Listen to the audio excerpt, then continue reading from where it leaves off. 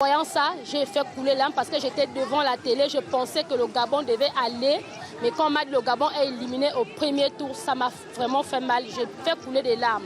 J'ai pleuré, j'ai pleuré. Je ne sais pas si tous les Gabonais ont eu le même sentiment. Mais sincèrement, ça m'a beaucoup fait mal. En tout cas, pour moi, ce n'était pas un étonnement parce qu'on s'attendait à ça. Les Panthères, ça a toujours été la même chose. Du premier au premier, c'est la même chose. Donc moi je me suis dit, bon, pour moi, je me dis qu'on pouvait faire autre chose avec cet argent, mais de faire de n'importe quoi, du gâchis pendant qu'il y a les Gabonais qui souffrent. Les Gabonais ne sont pas encore assez compétents pour jouer ce genre de compétition. Je suis vraiment dessus parce que je me dis, bon, s'il y a quelque chose que les Gabonais peuvent faire maintenant, c'est mettre les moyens sur autre chose, hein, pas sur le foot, parce qu'on n'a pas de joueurs. Vraiment, sincèrement, en tant que jeune Gabonais, je suis dessus. Et je pense que je ne suis pas le seul.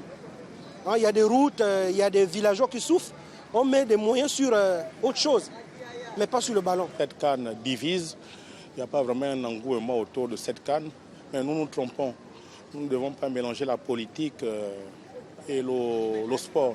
La politique, le football. La canne, c'est une fête panafricaine. Nous devons nous mobiliser pour la réussite de cette compétition. Donc les affaires internes du Gabon restent des affaires internes et la CAN doit être une autre chose. La CAN n'aura pas moins d'intérêt parce que déjà la CAN c'est une fête, c'est une compétition de l'Afrique.